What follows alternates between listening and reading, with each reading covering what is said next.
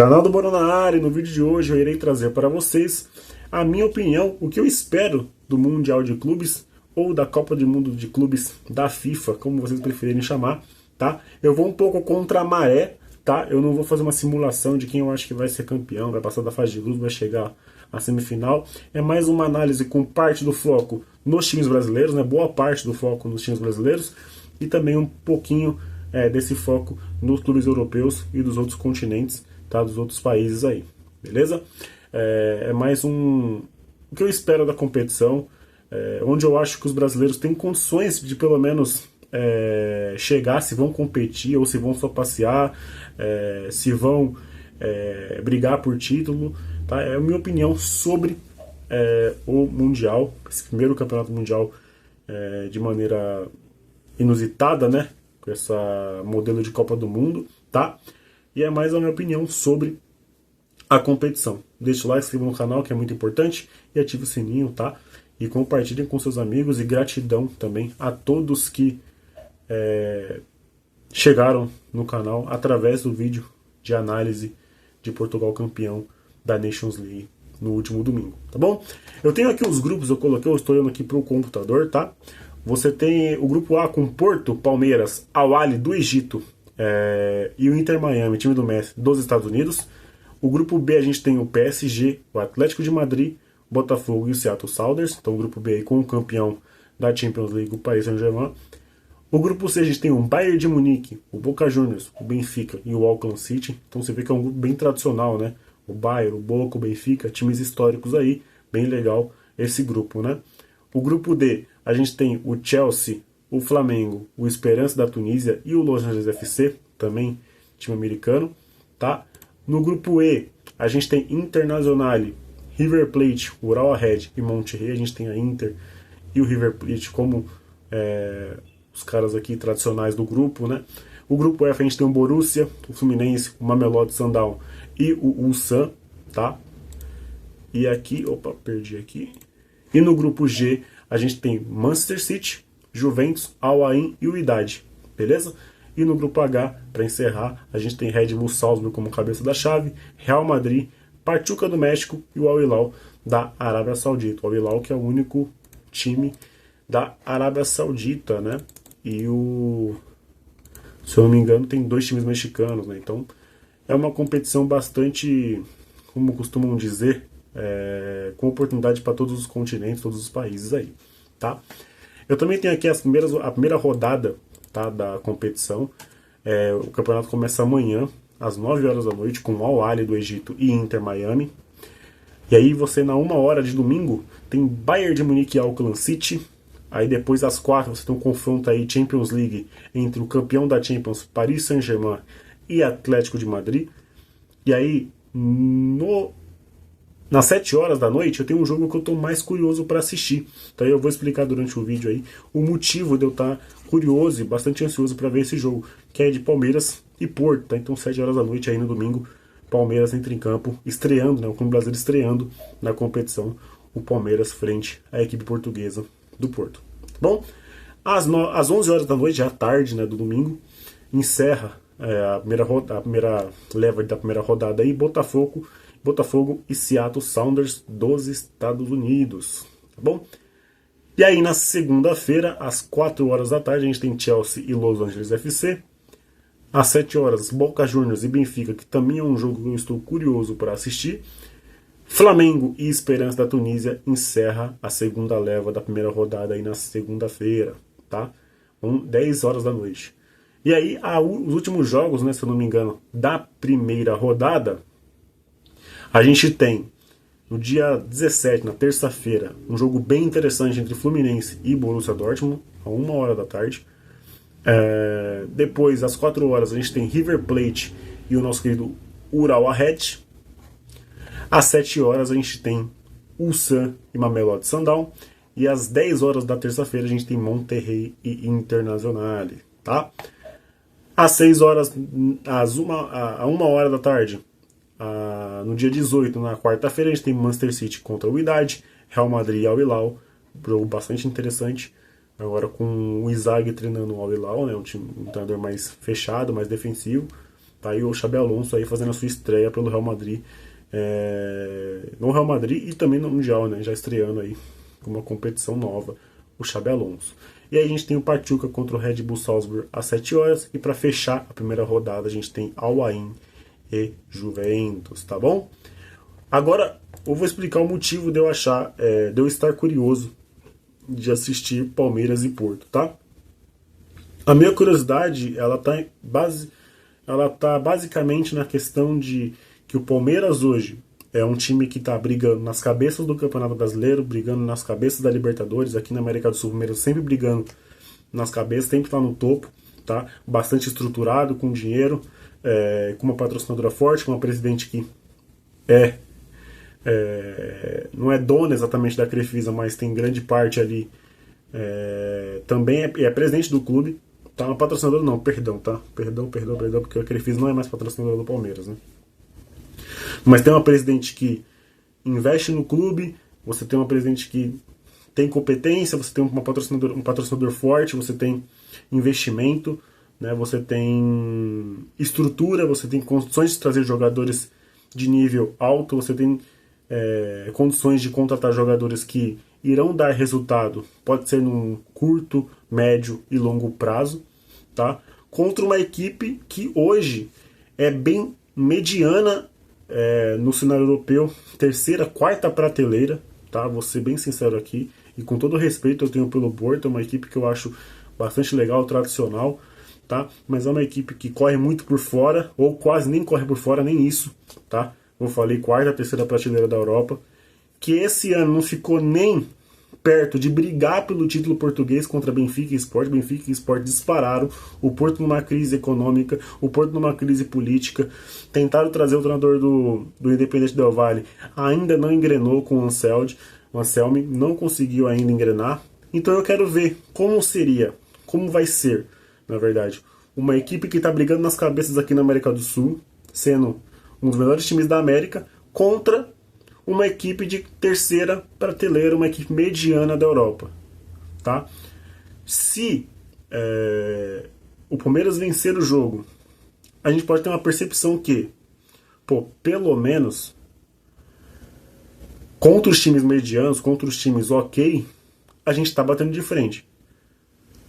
Porque sempre tem o imaginário, né? Como seria o Palmeiras no Campeonato Português, como seria o Flamengo no Campeonato Português, no Campeonato Francês. Esses que são times que estão sempre ali brigando nos últimos anos, que é Palmeiras e Flamengo. O Botafogo agora chegando. O meu Corinthians, infelizmente, não está nessa leva, mas Palmeiras e Flamengo são os times aí nos últimos 5 anos, 6 anos que vem dominando o futebol brasileiro aí com títulos nacionais, com títulos da Libertadores. Então, a gente sempre fica nessa dúvida, né? Como seria o Palmeiras no Campeonato Português, como seria o Flamengo no Campeonato Francês, e vice-versa, como seria o Flamengo na Premier League, Palmeiras na Premier League, Palmeiras na La Liga, Flamengo em La Liga. A gente sempre fica nesse imaginário. E a gente vai ter uma noção, né? Como seria o Palmeiras contra um time grande de Portugal, um time com a sua tradição, só que hoje é uma equipe mediana, é uma equipe de terceira prateleira ou quarta prateleira, tá? Então eu acho que vai ser muito legal, então por isso que eu estou curioso para ver esse jogo. Se, como eu falei, eu coloquei o cenário aqui de se o Palmeiras vencer. Se o Palmeiras perder para o Porto, eu acho que o cenário deixado não vai ser muito legal. Porque a gente vai falar assim, caramba, a gente não está conseguindo nem ganhar dos medianos da Europa. A gente não está conseguindo ganhar nem dos medianos. A gente não está conseguindo nem ganhar dos mais fracos da quarta prateleira da Europa. A gente não está conseguindo vencer. Vai ser esse cenário deixado. Eu acho que claramente vai ser esse cenário, tá? Talvez não vai ser algo público, vai ser algo que vai ser vazado, mas fica na nossa consciência, né? Caraca, se o Palmeiras, que é top aqui no Brasil, top na América do Sul, tá brigando nas cabeças, chegar contra o Porto, time mediano, quarta prateleira, e não conseguir fazer frente, ou não vencer, perder, tomar 2-0, 3-0, ou perder o jogo, se ao menos competir. Se você competir, você pode até imaginar, caraca, mano, talvez os caras ganhou pela força física, pelo preparamento, pela preparação física. A gente pode colocar, mas se o Palmeiras não vencer e não fazer frente ao Porto, vai ser algo que vai deixar um cenário bastante desfavorável a gente, né? Nosso povo brasileiro, porque, caramba, a gente não vai bater de frente com um time mediano da Europa, tá? Um jogo também que eu tô curioso é Boca Juniors e Benfica, tá? É praticamente a mesma situação, embora o Benfica esse ano tenha disputado o Campeonato Português até a última rodada com o Sport, o Boca Juniors não esteja tão bem, não classificou para Libertadores, caiu pro Alianza Lima, não foi nem para Sul-Americano o Boca Juniors. Eu entendo tudo isso e compreendo. Não, o Boca Juniors sim foi para Sul-Americana, né? Ou não, não lembro, acho que não foi. Mas o Boca Juniors não vem bem, não tá brigando pelo argentino, tá distante. Quem foi campeão argentino esse ano foi o Platense. Então, mas é um jogo que eu também quero ver. Eu quero ver uma equipe argentina que não está bem contra uma equipe que não é a primeira prateleira da Europa. Então é sempre bom, é curioso a gente assistir esses jogos. São jogos que são interessantes de assistir, né? Os demais aqui eu acho que o PSG e o Atlético de Madrid, por ser um nível de Champions League, a gente vai querer assistir. A gente vai querer assistir o Flamengo quando jogar contra o Chelsea na segunda rodada. O Fluminense e o Borussia na primeira rodada vai ser legal de assistir. Vamos ver como é que vai ser o Fluminense contra o Borussia Dortmund, que não é a primeira prateleira na Europa, é a segunda prateleira da Europa. O Fluminense aí tentando se reerguer com o Renato Gaúcho. Vai ser legal, tá? Então a minha perspectiva para o campeonato, para o Mundial de Clubes da FIFA, é uma perspectiva muito boa. Não está vendendo bem, né? Então por isso que o Infantino estava louquinho por algum clube contratar o Cristiano Ronaldo para ele jogar o Mundial, porque aí teria Cristiano Ronaldo e Messi. Estava querendo fazer alguém contratar o Neymar também para ter Cristiano Ronaldo, Messi e Neymar no Mundial de Clubes para tentar melhorar a venda, né? Não funcionou, só o Messi vai estar. Claro, o Messi vende muito, colocaram até o Messi na estreia, fizeram um malabarismo pro Messi jogar a competição, pro Inter Miami participar, mas mesmo assim tá um pouco abaixo as vendas, tá? Talvez melhore. É compreensível que a primeira competição, algo novo, a galera tá com um pouco de pé atrás assim em comprar ingresso. Quem na Europa vai ter que atravessar tudo para vir aqui, para ir para os Estados Unidos acompanhar os jogos, tá? Se eu não me engano, os times que vão mover mais torcida para os Estados Unidos é o time do Real Madrid e o time do Boca Juniors, tá? A torcida do Boca Juniors e a torcida do Real Madrid vem bastante em peso, tá? Foi o levantamento que eu tive na última vez que eu consegui dar uma pesquisada. Não vejo a FIFA prolongando o campeonato se por um acaso essa edição não vender muito e a próxima de 2029 também não vender. Eu não sei se a FIFA vai prolongar. Conhecendo a FIFA, ela vai ver se vai vender bem. Esse ano ela vai deixar quieto a questão de renda. 29 ela vai observar mais de perto e se por um acaso a venda não for boa, talvez a FIFA mude formato, talvez a FIFA mude logística de algumas coisas, e aí ela pode acabar desistindo do campeonato. É uma possibilidade, né? Sempre tem a possibilidade. Claro que a gente também tem que olhar a questão de que Barcelona não tá, Liverpool não tá, Manchester United não tá. São clubes que tradicionalmente têm uma torcida muito em massa, muito em peso, né?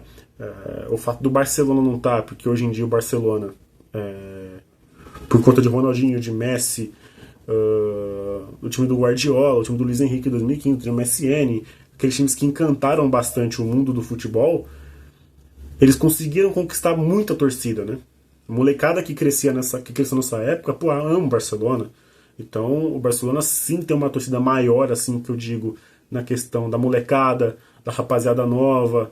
Tem uma torcida mais recente, né? A torcida do Barcelona aumentou muito recentemente, quando teve aquela época vitoriosa em 2015 e na época do Guardiola e na época do Ronaldinho. Teve uma torcida mais recente nesses anos pra cá.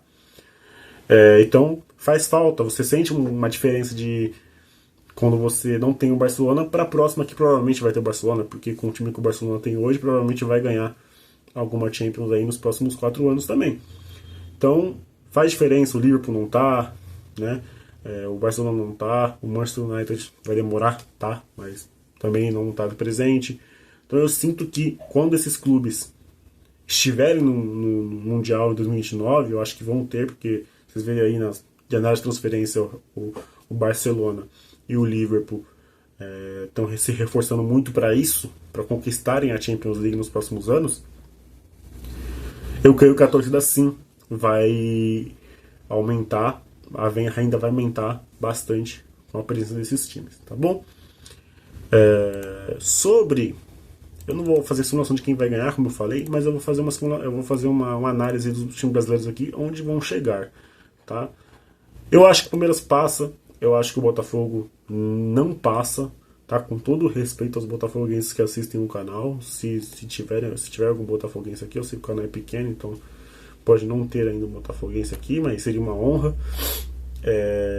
Porque o Botafogo deu muito azar, né? O Botafogo deu muito azar no grupo, né? O Botafogo ele pega o Atlético de Madrid e o PSG, ele pega o campeão da Champions, ele pega o Atlético de Madrid, que é uma equipe muito sólida.